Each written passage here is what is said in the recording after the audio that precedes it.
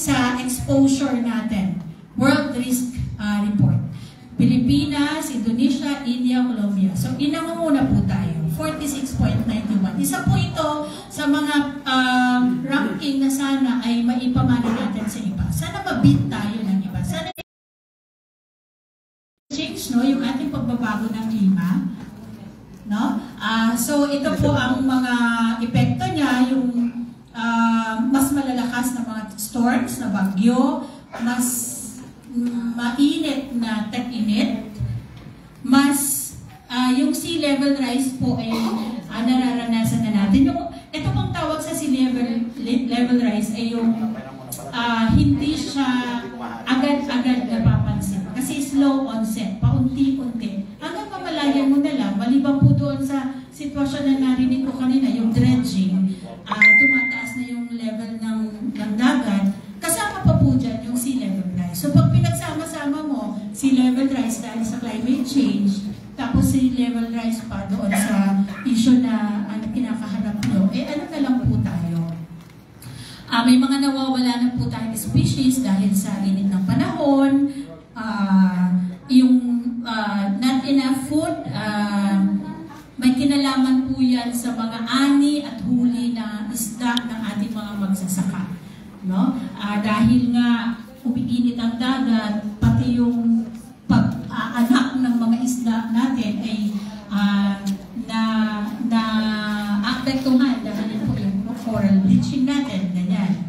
Siyempre, dahil sa issue ng climate change, nagkakaroon ng mas malawak na gap yung poverty, yung mga mahirap, mas lalong mahihirap, at nagkakaroon tayo ng displacement issue, health risk, yung mga sakit po na dahil sa init ng panahon o dahil sobrang taglamig, nararamdaman na po natin.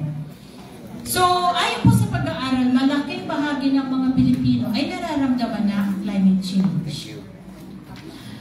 Ito po yung kaunting, itong slide po ay para lamang sa kaunting impact on health ng climate change. Last year, July, was declared as yun po yung pinakamainit na panahon. Kami po, sa aming maliit na subdivision, meron po kami doon 78 lang na houses. Dalawa po ang namatay doon sa lugar namin dahil inatake noong July. Noong buwan po ng July yun. So, connected po yung kanyang naramdaman dahil sa sobrang init. The day before na natagpuan siyang patay, kasi nakita po siya madaling umaga, madaling araw na nakahandusay doon sa kanyang pinto. The day before, naghanap buhay niya po kasi nagtitinda. So, masyado daw pong nainitan. Yun ang connection ng heat stress condition. At kung yung dengue, yung pagdami po ng mga lamok, may pag-aaral na po na lumabas na connected na rin po siya sa climate change. At ito po ang isang nararamdaman ng mga kabataan natin ngayon, yung anxiety, yung extent, yung pong natatakot na yung ating mga kabataan dahil sa sitwasyon natin pagdating sa climate. Meron na silang tinatawag na climate fear, at kung makikita natin na naman po dyan, ang Pilipinas na naman ang nangunguna. Mas maraming mga kabataan natin ang nakakaranas ng climate fear. Ito po, may kwento ko lang po sandali. Alam ko, kailangan ko bilisan ang aking presentation. Pero, kwento ko lang po, itong mga farmers po na itong mga magsasaka na nasa picture, sila po ay mga taga-Hirona, Tarlac. Bahagi po ng trabaho ng Greenpeace, pumunta sa komunidad pagkatapos ng bagyo para una, tingnan yung kalagayan ng mga partners namin doon, at pangalawa, mag-document. I-document yung epekto ng climate change. So, nagpunta kami doon. Si Tata, yung naka-purple na stripe, meron kaming ganito din na talk, discussion. Lumapit po siya sa akin after ng talk ko. Sabi niya, "Ma'am, naiintindihan ko na po kung bakit palaging mainit ang ulo ko ngayon." So sabi ko, sige, ano po yung kailan? Nagkwento po siya na ito po kanyang sinasaka, yan po nasa lugar na yan. Supposed to be aanihin niya. Pero dahil dumating yung karding, di na-wipe out, hindi niya na naani. Ang malungkot po, yung dapat anihin niya ay ibabayad niya sa nautang niya previously dahil inutang niya lang po. po. So, di ba ang mga magsasaka natin, bago po tayo makapagtanim, nangungutang nangihiram po tayo ng kapital dahil hindi po tayo mayaman. Mga magsasaka natin talagang ganon ang kanilang buhay. So, nagkaroon siya ngayon ng dalawang utang. Yung dating utang niya, tapos yung utang dahil sa karding. Ang malungkot pa po, yung kanya ng anak na dapat i-enroll nila, ay pinatigil muna nila kasi kailangan, ano bang unahin mo? Yung pagkain nyo pang araw-araw o pag-aaral ng anak mo. Tapos, kaya niya naisabing laging masakit ang ulo niya dahil si Mrs. lagi siyang pag-alis niya pupuntang farm, bukid, pagbalik niya, sasabihin ng asawa niya, uy, naningil si ganito, pumunta dito, kailangan natin bayarin. Tapos, ito mga utang natin, babayaran natin, yung anak ko, kailangan na ganito, ganyan. So, lagi silang nag-aaway mag-asawa. Mainit palagi ang ulo niya, mas mainit palagi ang ulo niya. So, ang gusto ko lang pong i-highlight sa kwentong ito, ang climate change ay hindi po usapin lamang ng environment. Kasi kapag tinignan mo po ang connection natin sa buhay natin, yung nawala nilang produksyon ng pagkain o na macro level, pag tinignan natin ng malaki, ang maapektuhan ay tayo mga Pilipino. Kasi syempre, wala na tayong bibiling bigas, konti at may ani, magmamahal ang ating mga bigas. Di po ba? So, ang makakabili lamang dyan ay yung may mga kaya. Mabuti po kung may 20 pesos na bigas. Katulad dito sa inyo. Pasensya na, kailangan natin medyo bigyan ng konting kasi napakabigat na po ng ang problema natin sa buhay. So, kapag ang isang katulad nila na mahirap na pamilya, umaasa sila na yung kanilang anak ay makakapag-aral. Usually po, tayong mga mahihirap, pinapangarap natin na matapos ng pag-aaral ang anak para kahit papano matulungan tayo makaangat sa buhay. Pero yung po, dahil sa climate change, ay nawala po sa kanila. Nanakaw ng climate change yung kanilang pag-asa na makaahon din sa kahirapan. Dahil kailangan nilang patigilin yung kanilang kaya connect po ang issue ng climate change sa ating buhay. So, sana po pag sa susunod, pag sinabing climate change, naintindihan natin na hindi ito issue ng klima, hindi ito bagyo, pero i-connect natin sa buhay natin araw-araw. Kung tayo po ay magsasaka, yung pong ating primary pinagkukunan ng kita ay ang ating agrikultura, ang ating lupain. Pero kapag nag-climate change, tuloy-tuloy po ito, ang ating kabuhayan ay mawawala sa atin. Di po ba? Naniniwala po ba tayo doon? Nakikita po natin yung connection ng klima. So, hindi na lang po usapin ng climate change ito. Pero ito ay usapin ng pang-araw-araw natin na buhay. Nakakonekta sa buhay natin ang climate change. Sorry. So ito po pala yung climate anxiety din.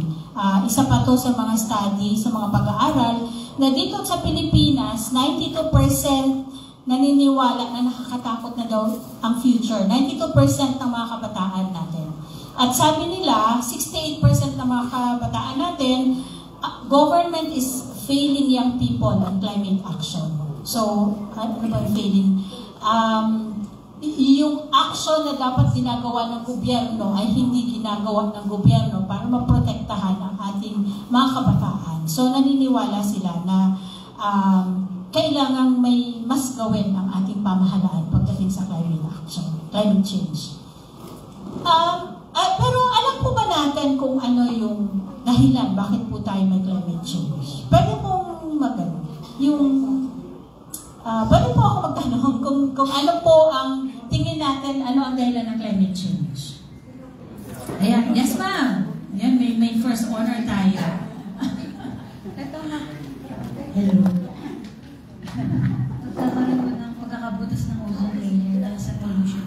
Okay, thank you. Very good. Ayun, hindi na ako mahihirapan. Okay na, thank you. Win ako.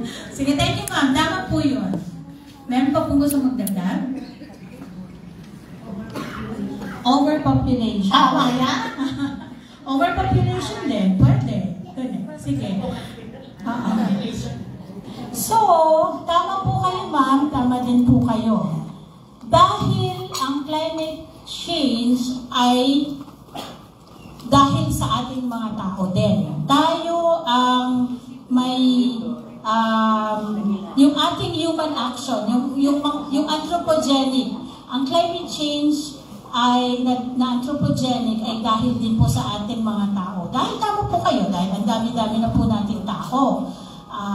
Sana, naipasa ng RH bill naman. Tama po yun, dahil maraming tao, maraming consumption, di po ba?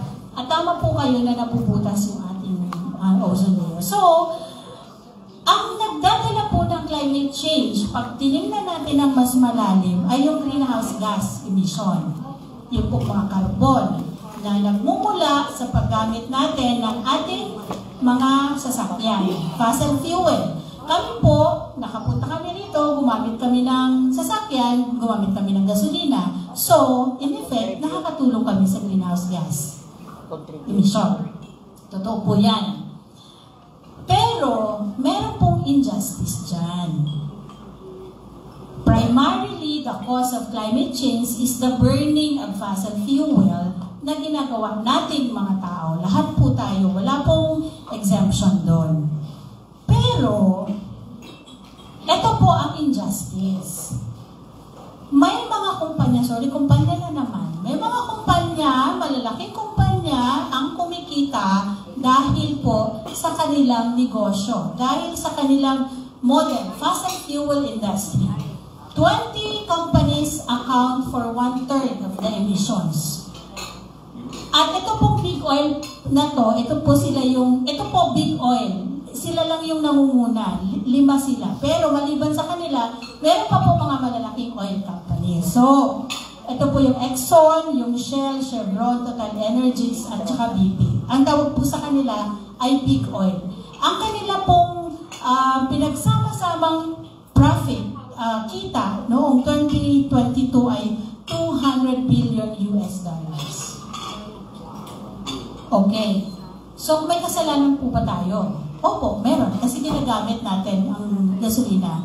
Pero, kung may option po ba tayo, kung kaya po ba natin ang solar, kung kaya po ba natin na hindi tayo gumagamit ng fossil fuel, pipiliin po ba natin ang fossil fuel na alam natin nakakasira sa ating environment?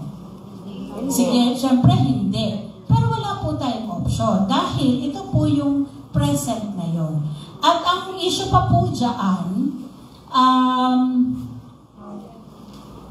tinitwist, yung narrative, binabago.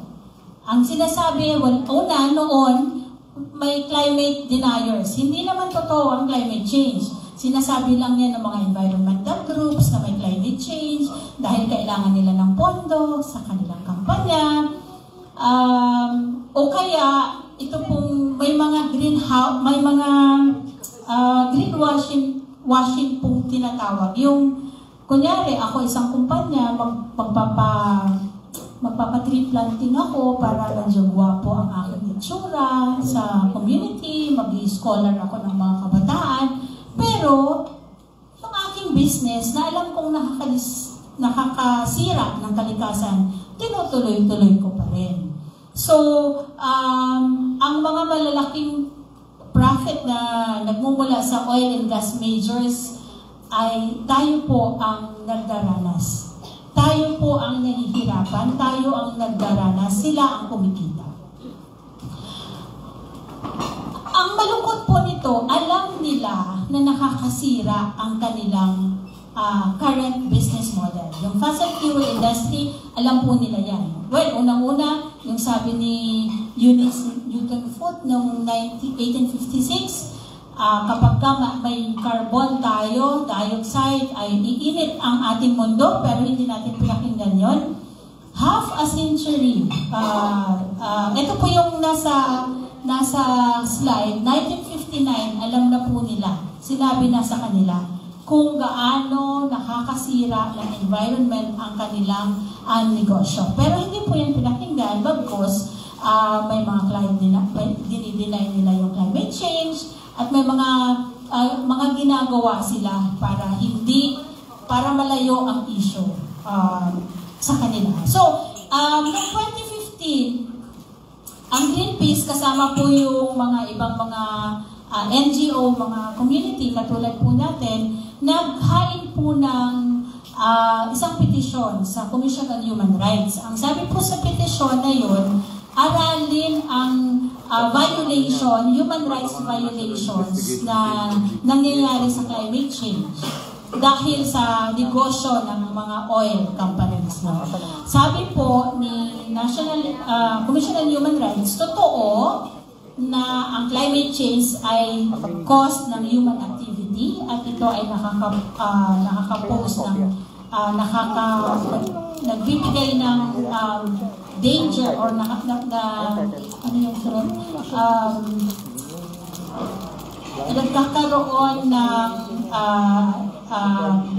pagkasira or poses threat to our human rights. Mababiolate ang human rights natin. Ano po ba yung mga human rights na yon? Right to life, right to health, right to food security, right to water and sanitation, yung mga basic human rights na dapat na-enjoy natin dahil tao tayo. Halimbawa, right to food security. O, dapat yung farmer natin ay meron silang security sa food kasi farmer sila in the first place. Pero nawawala po yan. At yung mga mangingisda, dapat po may right tayo na magkaroon ng halimbawa adequate housing. Pero dahil po sa climate change, yun po ay nag-violate. At yun po ay sinang-ayunan ng Commission on Human Rights. At sinabi din po na obligasyon ng Estado, ng gobyerno, na magkaroon tayo ng access sa climate to justice. No? Dapat magkaroon tayo ng justisya. Yun. And lastly, sabi po ng Commission on Human Rights, dapat yung Estado ay ibaba yung carbon footprint. So, yan po ay obligasyon ng mga ng gobyerno natin. Ito po si Richard Healy, siya po ay isang scientist mula sa Climate Accountability Institute. Ang sabi po niya, siya po yung nag-aaral yung slide kanina na only 20 companies are responsible for 1/3 of gas emission. Isa po siya sa mga scientist na nag-aaral noon. Sabi niya, ang napakalaking trahedya po ay 7.5 milyong mga tao, kabilang po tayo doon, ang dapat magbayad in the form of degraded planet. Nakikita naman po natin ang ating environment ngayon, ang ating kalikasan, talaga pong sirang-sira na, napakainit na po dahil sa climate change. Para lamang couple of gas and polluting interests can continue to make profit. So, pag sinabi po natin climate change, hindi po ito pantay. May climate injustice. Tayo pong mga mahihirap at tayong mga hindi naman malaki ang ating kontribusyon sa greenhouse gas emission, ay tayo ang nagsasuffer. Halimbawa, ang isa pong mangingisda na wala naman siyang aircon sa kanyang tirahan, o ang kumpara mo sa, hindi ko po sinasabi na magkaroon ng divide, ang mayaman at ang mahirap. Binibigay ko lang po yung example, no? Yung mga mayayaman, katulad po natin, at least naka-aircon tayo. Pero yung mga traffic na yun dyan, mga tricycle driver na sa labas, so mainit.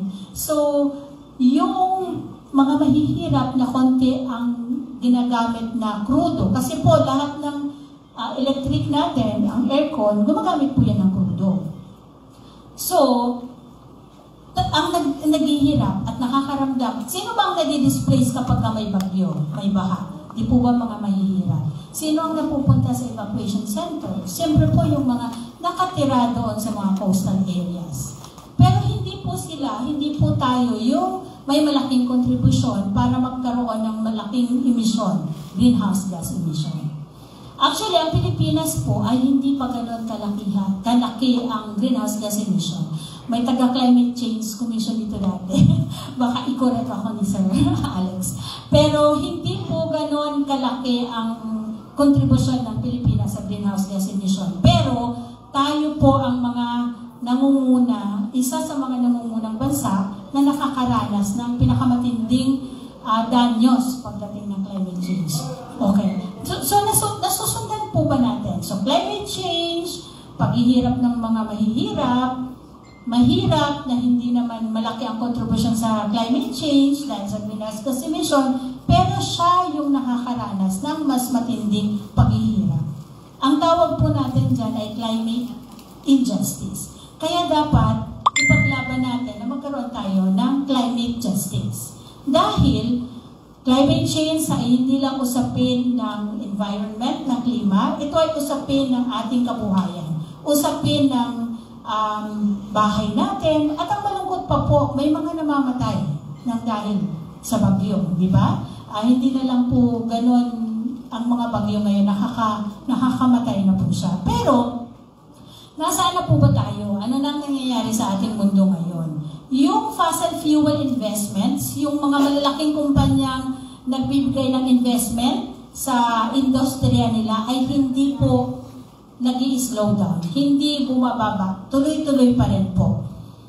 In fact, 96% of oil and gas companies ay nag-i-explore at nag-develop pa ng mga bago nilang reserves across sa 129 countries. So, 96% ng oil na to, kahit meron ng Paris Agreement, meron ng sinasabi na kailangan ibaba ng greenhouse gas emission, kailangan mag-just transition na kayo sa renewable energy, pero 96% pa rin po sa kanila ay nag-i-invest pa rin para magkaroon ng paghahanap kung saan pa rin makakakuha ng nung kanilang negosyo, ng kanilang fossil fuel.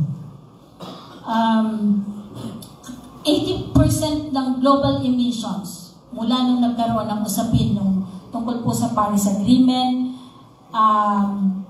just 57 companies lang po ang merong emission na. So, 57 companies, merong ganitong 80% ng emission sa buong Pilipinas.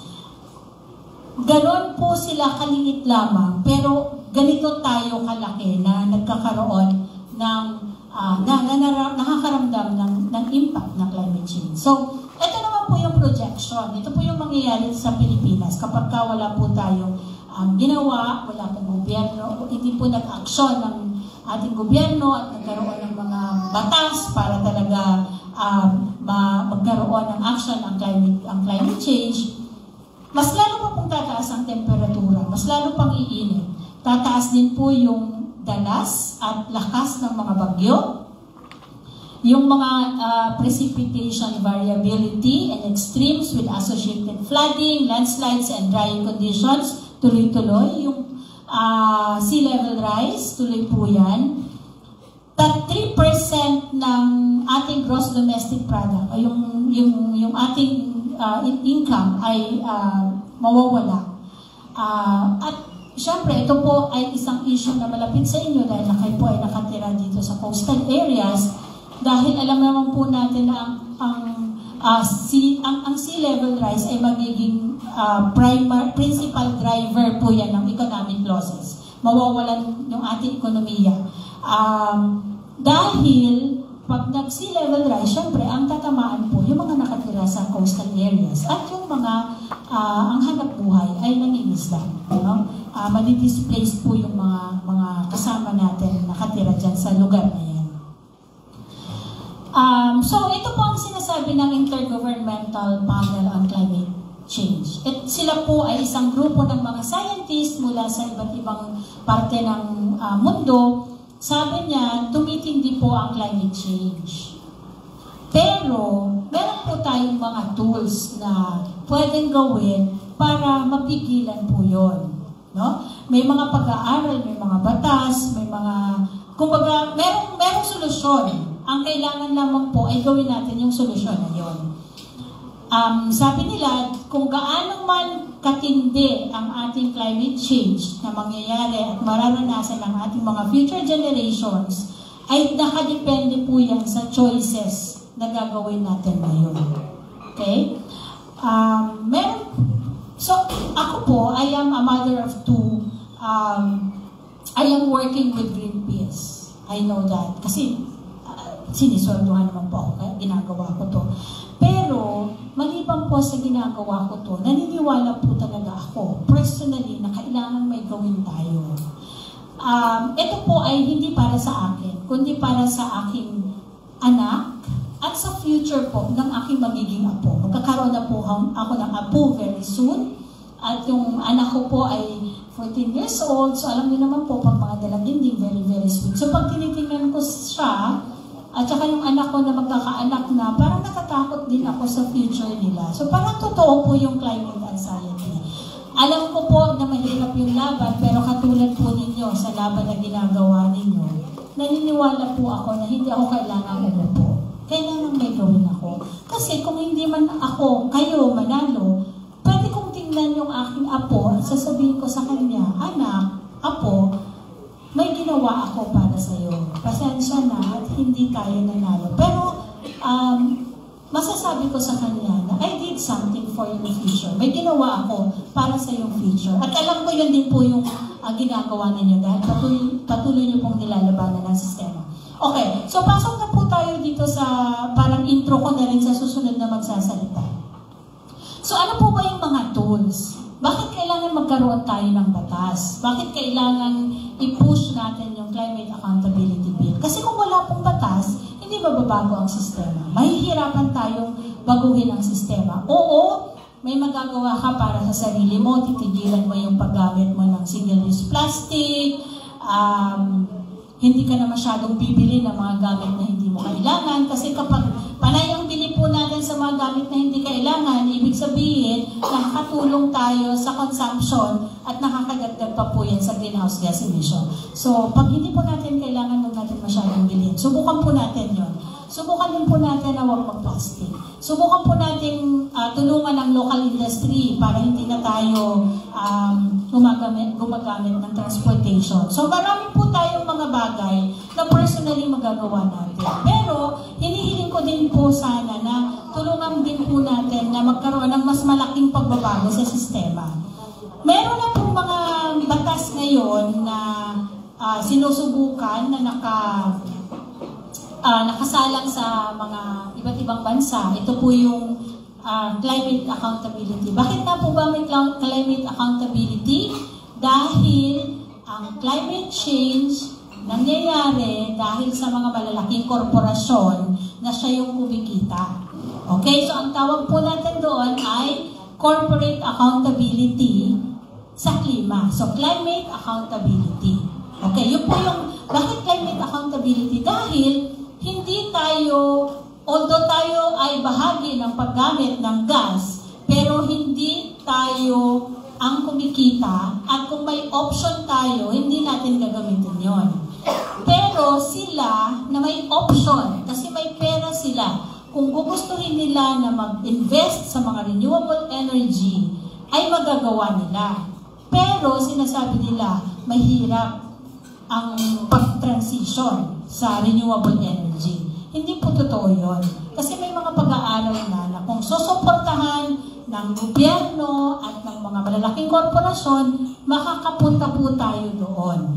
Pero hindi yung ginagawa. Dahil syempre, may pinoprotektahan ng kita. Sino ang kikita? So, yun po yung corporate accountability. Yun po yung climate accountability. Yun po yung ating gustong mangyari. Magkaroon ng accountability, managot ang mga malalaking kumpanya na gumagawa ng negosyo na makakasira sa ating environment at sa ating mga tao. Dahil diba sabi ko po, ang climate change ay hindi issue lang ng klima, kundi issue ng pang-araw-araw nating buhay. So yun po yung corporate accountability, climate accountability.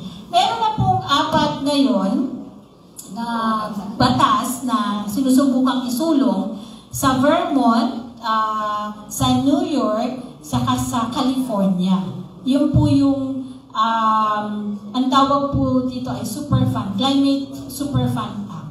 Pero dito po sa Pilipinas, meron din po tayo. So isipin po ninyo, pang-4 tayo. Actually, nung yung LRC at Greenpeace ay umpisang mag-draft ng climate na klima bill, ang akala namin tayo yung mangunguna sa buong mundo. Pero ayun, naunahan na po tayo ng ibang bansa. Nauna na pong nakapasa ang Vermont. Sinasabi po naman po ng ating Pangulo na ang Pilipinas daw ay gustong maging model pagdating sa climate action. So kung gusto po natin maging model, importante maipasa natin ang climate accountability or Klima Bill. Okay, so ito na po, nag-umpisa kaming maghanap ng author ng 2022, na i-file po ito ng 2023, noong 2024, kasama po yung NAPSI sa mga nagsuporta doon sa bill na yun, ay naipasa sa committee level pa lang. Siyempre, pag committee level, dadalhin sa plenaryo. Pero wala na pong pag-asa dahil mag-election na. So, kailangan pong i-file natin yung Climate Accountability Bill next year. At ang isa pa pong aming challenge ay wala pa po kaming nakukuhang magpa-file sa Senado. Sa Kongreso, sa House, i-refile, pero sa Senado, wala pa po tayong nakukuhang author. Sana magkaroon po tayo ng author. So, yan po yung, dyan po ako titigil muna at siguro si Maya ang susunod para sa technical aspect ng bill. Okay. Habang sinasalang, palakpakan po natin si DJ. Nakakonsis naman dito si Sir Alexis. Sila yung nagsimula nito. Nasa Climate Change Commission pa si Sir Non. Habang sinasalang ni Maya, siguro anong relevance ng batas na to sa inyo? Sa mga taga-Sambales specifically. Yung kwento na yan. Tinanong ko kanina kung may korporasyon na involved doon sa dredging na ito. Meron daw yung China Harbor Corporation. Okay. Yes, there is a big Chinese corporation involved. Ang Klima Bill, ang paraan nating maningil pag nasira ang ating kabuhayan at ang ating kalikasan na gawa ng mga malalaking korporasyon. Kasi may redress issue na tayo sa gobyerno eh. Meron namang mga batas in place para singilin ng gobyerno pag siya'y dahilan ng pagkasira. Kasi may environmental compliance, klabo yung mga ganon. So kung kanilang binayolate, we can go and demand accountability. But in corporate, medyo mahina ang paraan para makapagdadel. Yung sea level rise kanina, pinag-uusapan doon sa komunidad yan. Magpapalala nung nangyayaring dredging. Pag nag-sea level rise pa, double whammy na yan para sa community. Yes, sir. Kapatid, may tanong may comment si... Ayaw, rejoinder lang. Kasi magandang hapon po sa inyo lahat. Yung climate justice po kasi, nung nasa Climate Change Commission ako, isa po yan talaga sa aktibong susuklang po ito sa siguro 3 days lang yung makapising. Kasi po ang climate justice po talaga matagal na natin sinusulong. Because why? As mentioned by Gigi, Philippines is just a very minute contributor sa global greenhouse gas emission impact to 7.004. So ganun po kaliit. But be that as it may, we should not be complacent. Kaya nga po yung usapin natin dito sa baba, napaka-importante po ito. Why? Because yung climate action po talaga, hindi naman nagsisimula ito sa Kami mga national, uusap lang yan. Gumagawa ng palisiya. But the implementation lies doon po sa baba. Kaya yung usapin po kanina habang nakikinig ako, napaka-importante po tutukan po natin yan. Kasi tama-tama po, contributory po talaga yan doon sa ating global greenhouse gas emission. Ngayon, marami po tayong dapat gawin. Again, community level. Yung pagtatanim po ng puno, yan po scientifically proven na yan. Even the bamboo.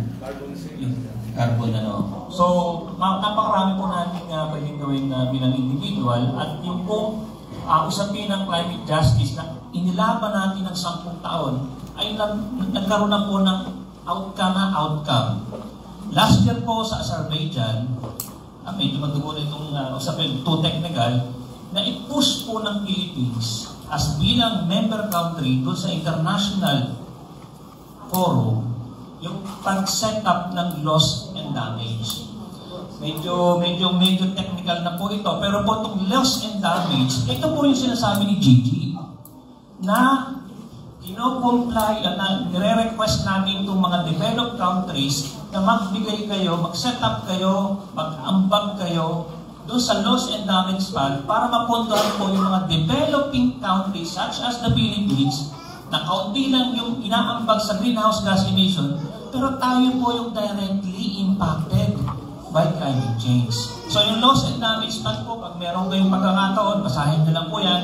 Ito po isang international fund wherein nagagamit natin para mapunduhan po yung mga programs sa mga developing countries to at least address the impacts of climate change po. Thank you po. Alam ko hindi makakatisa. At ang Pangulo, ang chair ng Loss and Damage Fund Board ay Pilipinas. Okay? Tayo ang chair ng ating Pangulo. Okay? So nabanggit na intro na ang Klima Bill. Tawagin ko muli si Maya. Maya Quirino. Palakpakan po natin si Maya. Thank you po. Ako po si Maya ng Legal Rights and Natural Resources Center or LRC.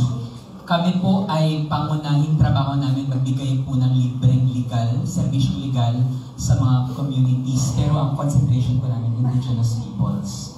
So yung mga may problema sa mining, plantations, kami po yung nagre-represent sa kanila. Ako po ay hindi kasama doon, hindi po ako abogado. Advocacy lang po ako. Pero isa po kami sa nag-draft ng indigenous, hindi pala lang, advocacy ako. Kami yung isa sa nag-draft ng Indigenous Peoples' Rights Act or IPRA. Kami rin po ang isa sa nag-defend ng constitutionality ito sa Supreme Court. Buti naman at 7-7, no? Hindi po naging 6-8, kundi talo po ang Indigenous Peoples.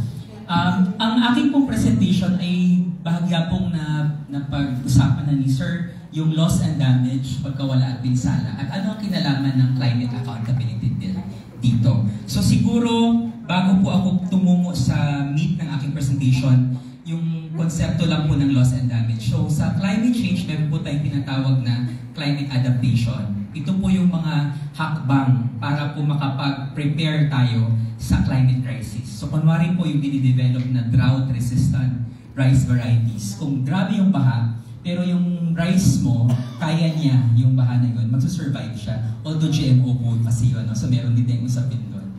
Isa pong climate adaptation, tapos ang pangalawa po, climate mitigation. Ito naman po, paano po natin maibababa yung ating mga emissions na carbon sa atmosphere. So dito po ang paglilipat mula po sa fossil fuels, papunta po sa renewable. So kung nakikita niyo po yung mga solar farm, wind farm, yun po yung mitigation. Paano natin mababawasan ang ating emission? Ang pangatlo pong usapin, ito na pong pagkawala at pinsala o loss and damage.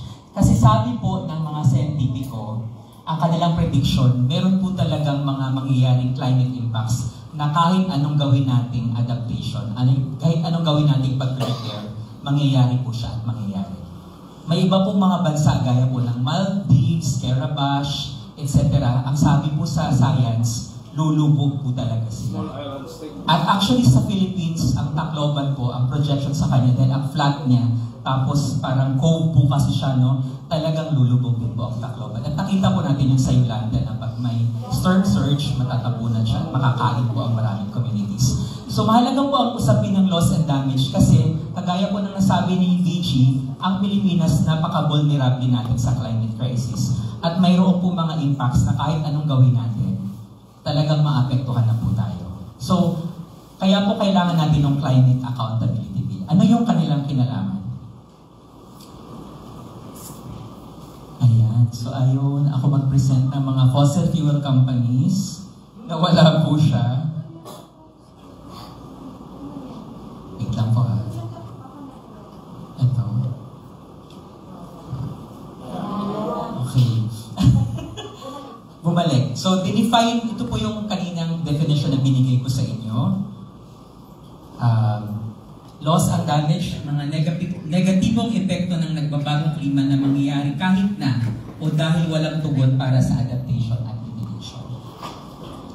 Ito po yung timeline ng loss and damage doon po sa sinasabi ni Sir na international negotiations yung last year na Azerbaijan. Hindi ko na po isa-isahin ito, no? Pero ang maganda sigurong isipin natin, noong 2010, nagsimula po ang kanyang diskusyon tungkol sa loss and damage. So mahaba po ang panahon bago nagkaroon ng action ang mga bansa dito, no? 2024 lang po na-establish yung mismo fund at ang Philippines nga po ang host nito. Dito na po tayo pumunta sa malalim na pagtingin sa loss and damage. So, nasabi ko na po yung kanyang kahulugan. Isa-isahin po natin ang pinsala. Ano po ang pinsala or damage? Mga negatibong epekto na maaring ayusin pa o maibalik sa dati. So, pag nasira po ang bubong o nawasak ang bakawan, mako-consider po siya na damage. Pero, pagkawala o loss, negatibong epekto na hindi na maaaring ibalik sa dati. Gaya po ng pagkawala ng kultura dahil sa sapilitang paglisan sa isang lugar na hindi na maaaring matirhan. So, for example, mga indigenous peoples, mangyayari po ito yung mga sacred lands nila, madidisplay sila. Pag nawala ka kasi sa isang lugar mo, lalo na sa IPs, no, nawawala rin po yung inyong cultural identity. So, ito po, hindi mo na maibabalik. At marami nga pong mga island nations, ito po ang kanilang problema. Kasi kunwari yung mga Maldives, Kiribati, nag-uusap na po sila sa mayamang bansa. Pwede ba kaming lumipat? Buong bansa, no? Lilipat na sila. Ang tanong, may tatanggap pa sa kanila, actually. Kasi po dito, pag-heighten na po yung mga security risk. Kasi baka wala rin resources yung host country. So ayaw din yung tanggapin. So sa mga bansang ito, ganun po katindi ang magiging epekto ng climate change, no? Na hindi na po natin maibabalik sa dati. I-classify po natin ang loss and damage sa dalawang aspekto. Ekonomiko, ang una po, ito po yung epekto na nabanggit ni DG, Gross Domestic Product. So ano ba ang maging epekto niya sa economy? So una, kung marami po kayong flooding, pagbaha, etc., yung trabaho pwedeng mawala. So may economic cost po siya. So mawalan ng trabaho, mawalan po ng contribution sa ekonomiya. Pangalawa po, non-economic. Ito na po nga po yung culture loss, identity. Pwede rin po dito actually, syempre po yung mga buhay na mawawala. So gaya po ng Yolanda, ilang thousands po ang nawala doon. Tapos kalusugan. Hindi po ito malalagyan ng economic cost, pero alam natin na meron po siyang halaga. May dalawang pong katangian ng loss and damage. Una po, yung tinatawag na irreversibility, hindi siya maiiwasan. So mangyayari po talaga siya. Unavoidability, hindi maiiwasan. Ang pangalawa po, irreversibility, hindi maibabalik sa dati. So yun lang po ang dalawang katangian ng loss and damage. Yan po ang differential niya sa adaptation at mitigation. Ito po yung mga nakikitang impact sa loss and damage. Medyo malabo po ito, no? Pero doon po sa baba, marami po siya. Impact sa income, yung mismong bahay po na masisira, kakainin ng dagat yung mga bahay communities. Isa rin po yan. Tapos sa lipunan, may impact din siya sa health, lalo na. Dadami po kasi ang sakit pag lumala ang climate change, yung dengue, cholera, yun po yung mga sakit na dumarami. Pag mainit na mainit, gustong-gusto yan ng mga sakit. Mahalagang usapin po sa climate change, sa loss and damage, ang tinatawag na attribution science. Bakit po mahalaga? Yung climate po kasi, may dalawa po siyang aspect. Una po yung climate variability. Kumbaga, ano po ba ang pangkaraniwang nangyayari sa isang local climate? So, kung sa Philippines, sasabihin natin na ang Pilipinas naman talaga binibisita ng bagyo. Gaya po ng sinabi ni DG na 20. So, paano mo sasabihin na kasalanan to ng carbon majors na mga nagsumisira sa ating kalikasan? Meron naman talagang bagyo sa Philippines. Dito po papasok yung anthropogenic climate change. So po, ang climate variability natin, 20 storms, sasabihin po ng scientist, gagawa po sila ng pag-aaral, attribution science po ang tawag doon, sasabihin nila dahil po sa emissions ng mga carbon major, yung mga oil, gas, cement, dahil po sa kanila, pwede pong dumami ang bagyo o mas naging malala ang bagyo. So frequency or intensity, yun po ang pwede natin sabihin. So bagamat meron tayong karanasan sa bagyo, pwedeng dadami o lalala. At dito po papasok ang attribution science. Ngayon po kasi kaya na siyang malaman ng mga scientifico. Pag-aaralan nila, kunwari po yung Typhoon Yolanda, Typhoon Odette, pag-aaralan po nila yon at sasabihin nila, may kinalaman ba ang anthropogenic emissions dito sa climate change? At sinasabi po nilang, kaya po nilang patunayan yon. So mahalaga po ito kasi pag nagkaso po tayo, ang Pilipinas, laban kunwari sa Shell, sa Exxon, kailangan po natin ng scientifico na magsabi na ang niraranasan ninyong pagdurusa ay may kinalaman po ang carbon majors. Kaya mahalaga po ang attribution science. Sino po ang may pananagutan sa anthropogenic climate change. Ang sabi po sa literature, ito po ang mananagot, mga estado. Ang basihan po bakit estado, nakaraang emission or historical emission. So, ang mga bansa po kagaya po ng USA, mga bansa nasa Europe, sila po kasi ang may pinakamataas na emissions historically kung magme-measure po tayo ng simula ng kanilang emissions, which was nung industrialization, nung height ng industrialization. So alam po natin na sila po ang may pangunahing kagagawa nito. Pwede rin po ang kasalukuyang emission. Sino ba talaga ang currently na nag-i-emit ng marami? So kung nga sinabi po kanina, ang Philippines, maliit lang po ang emissions natin. So marami po talaga nasa mayayamang bansa. Tapos, pangatlong criteria po, yung antas ng kayamanan bilang kakayahang magbayad utang. So, ang mayamang bansa, mataas ang emissions, marami din po silang pera na pwede po nilang ibigay sa atin bilang reparation or bayad utang. Hindi po ito charity, hindi po tayo nanghihingi ng charity. Dahil sila ang may kasalanan, dapat po nilang pagbayaran ng kasalanan. Yan po ang konsepto ng reparation or bayad utang. Kasama rin po dito, ay dapat talaga hindi ko siya ginagamit. Kasama po din ang pribadong kumpanya. So yung mga binanggit po ni BG, Shell, Exxon, sila din po kasi ang maraming emissions at kumikita po sila dito sa kanilang ginagawa, dapat po managot din sila dito. So ngayon po, tinignan natin sino ba ang may kagagawa ng emission sa mundo mula nang naipasa ang Paris Agreement.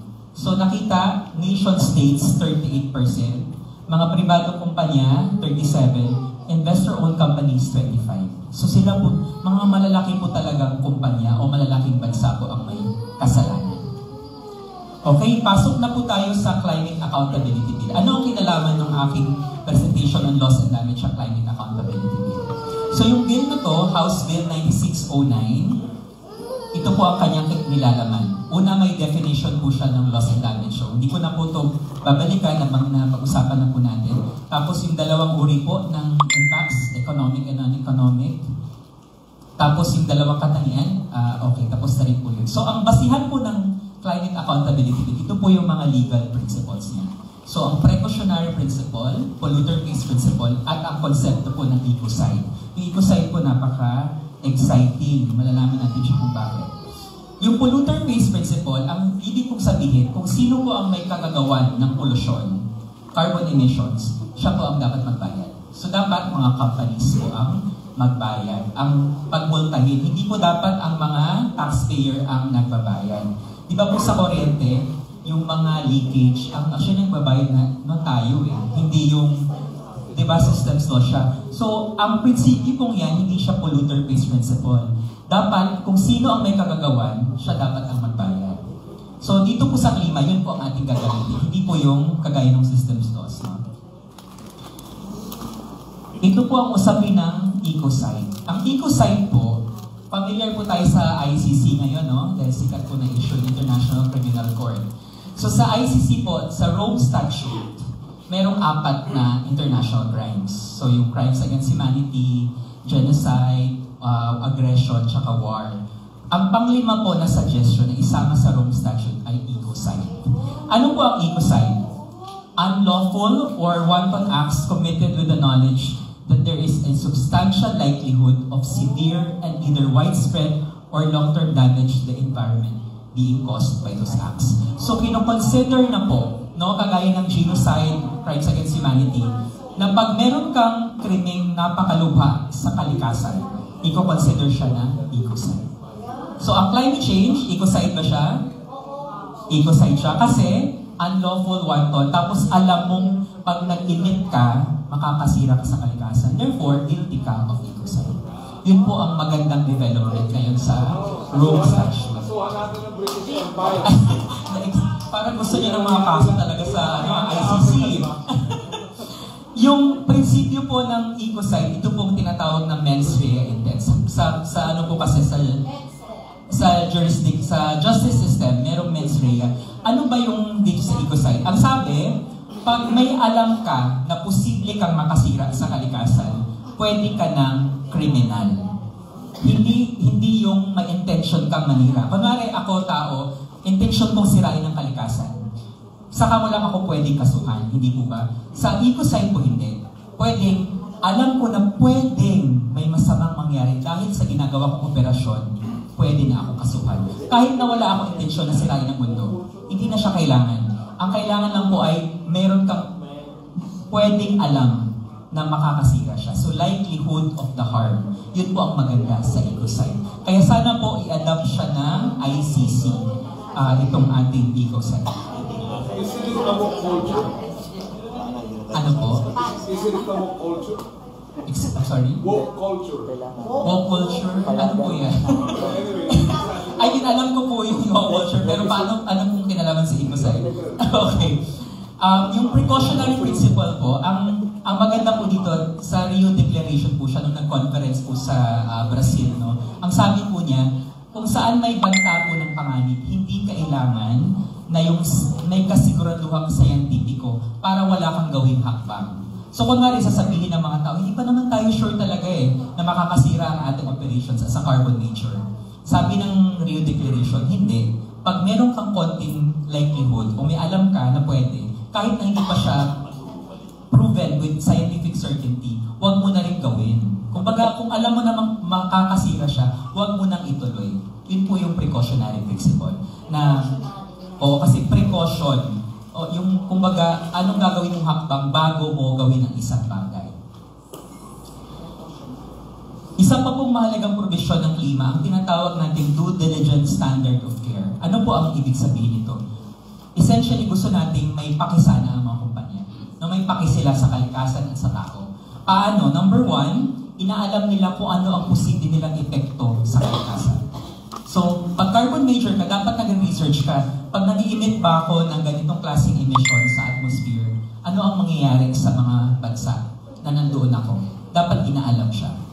Number two, pag nalaman po niya may posible siyang impact na panganib, pwede siyang magpatupad ng mga hakbang para mabawasan yon. So dito po rin papasok yung tinatawag na reportable emissions. So dito po sa klima gusto natin, kunwari Exxon, Shell, etc., aalamin natin, pag naka-emit ka ng certain level of emissions, so pwedeng 10,000 carbon dioxide equivalent, 20,000, kung ano man siya, i-report mo na siya sa gobyerno.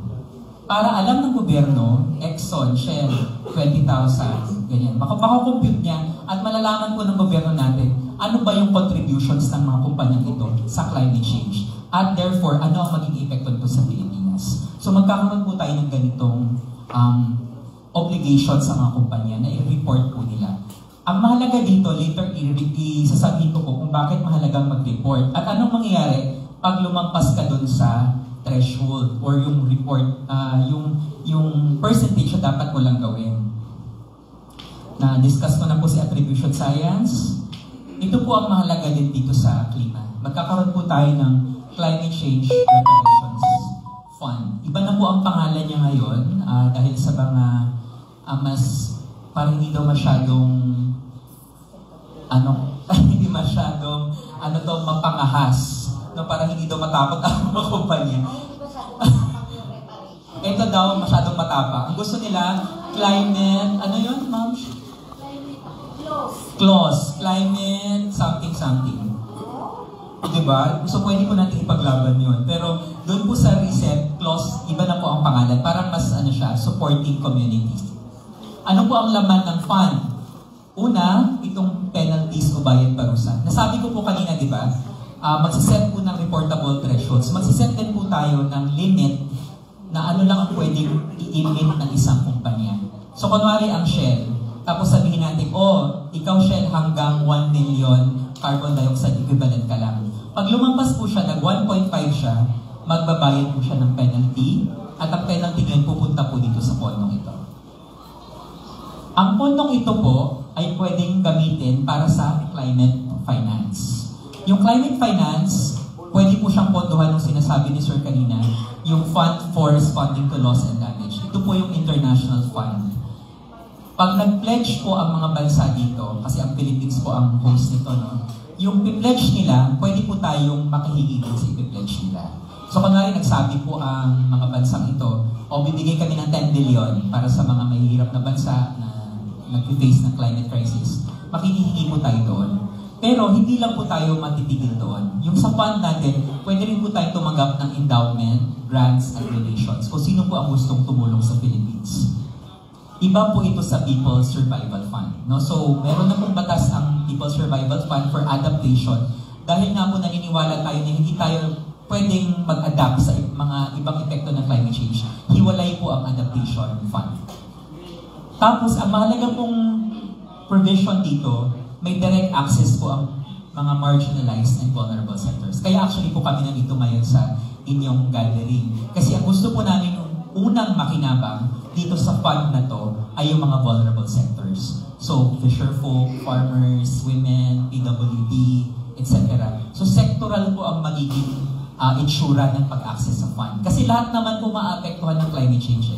Hindi po ba? Pero sino ang pinaka-maapektuhan? At sino po ang merong pinaka-least capacity, no? Yung kakayahan na mag-recover from a climate impact. Diba po ang mga vulnerable sectors? So, kayo po ang magiging priority dito sa fund na ito.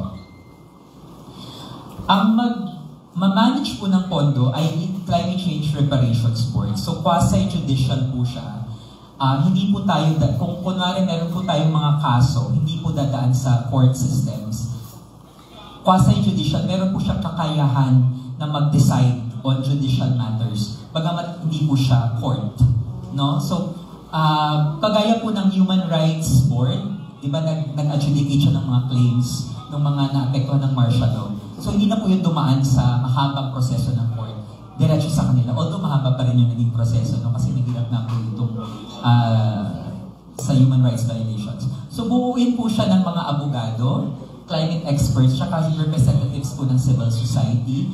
Sila nga po ang magpoproseso ng claim. So, kunwari po, merong isang malaking loss and damage event, isang climate loss and damage event, kagaya ng Odette or Yolanda, pwede po ang naapektuhang sektor mag-file po ng claim dito. Kagaya po ng nangyari sa GSIS, kung familiar tayo, magpa-file ng claim.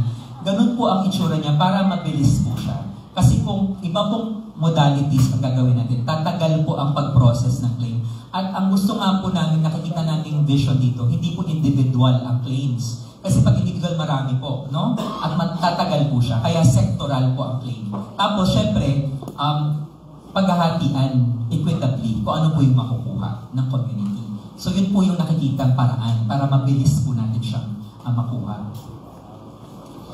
Ito po ang another feature ng klima, yung sinabi ko po kanina, pag may lumabag po ang isang kumpanya sa kanyang duty of care, yung binanggit ko po kanina, pwede po natin siyang kasuhan. So makakasuhan po dito ang Shell, iba pang kumpanya. At ang pwedeng magreklamo, ang pwedeng magkaso yung mga apektadong komunidad. So pag na-affect po ng loss and damage na event, pwedeng magkaso dito. Tapos pwede pong may mga parusa para sa greenwashing, no? Pag meron akong activity na ginagawa, para kunwari, para ako sa kalikasan, pero ginagamit ko lang pala siya. So pwede akong parusahan. Tapos climate denialism, pag sinabi ko ng kumpanya na walang climate change, pwede rin po siyang parusahan. Tapos, emissions based, sinabi ko po kanina, pag lumampas po sila doon sa threshold, may parusa po.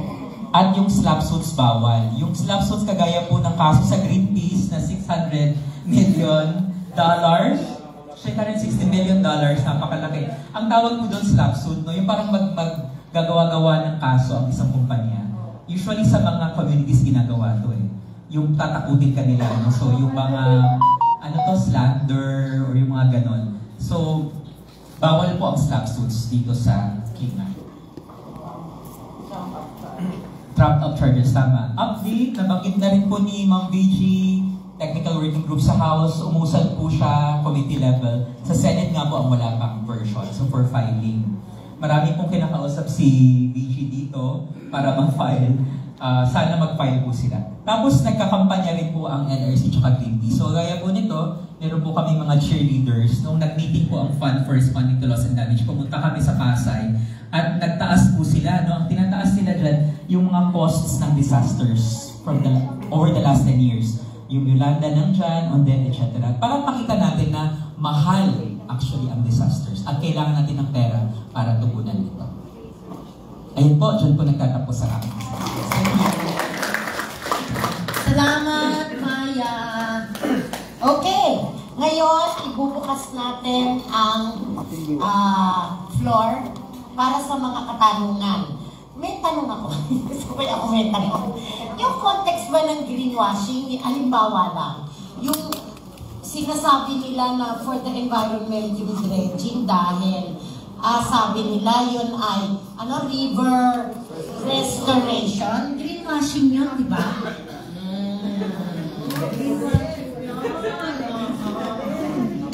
Yes. Question. Yes, madam. Pero wala ko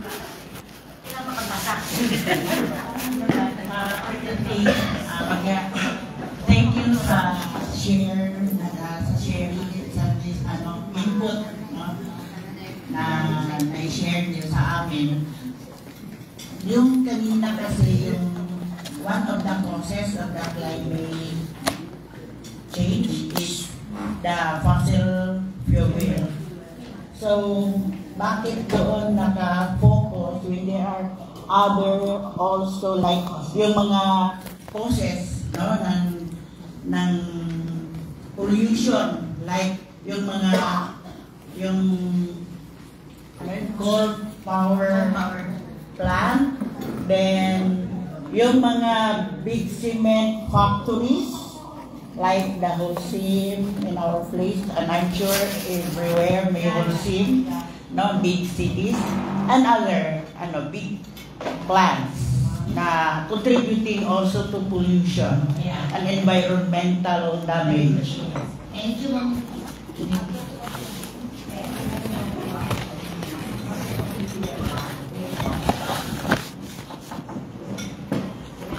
Tama po kayo, marami pang iba. Pero unang-una po, yung fossil fuel industry, sila po yung may pinakamalaking epekto. Ang fossil fuel industry po, carbon may kasama ang cement. Kasama po ang cement. So, actually yung mga listahan po ng mga corporations, Holcim, kasama po sila sa mga respondents ng final yung petition sa National Inquiry on Climate Change. Yung coal po ay isa po siya sa fossil fuel. Coal, cement, yung gas, yung crudo, sila po yun. So, ang tawag po kasi doon sa yun lahat, fossil fuel industry. Pero kasama po tayo. At sila po yung may pinakamalaking bahagi ng carbon emission. Kaya, pag i-address mo, ang laki ng kabawasan ng greenhouse gas emission.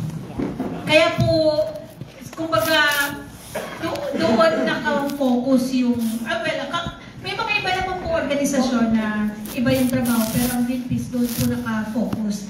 Ang example po kasi dyan, kapag ka pumasok ka sa bahay mo, tapos nakita mong nagbabaha, di ba ako na mong hahanapin yung mga leak na gripo?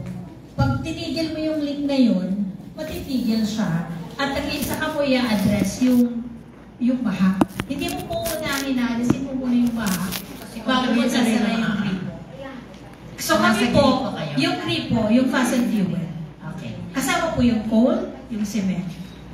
Okay. May dalawang nakapila, Sir Nas, tapos si Resty, tapos si Ma'am Heidi. Okay.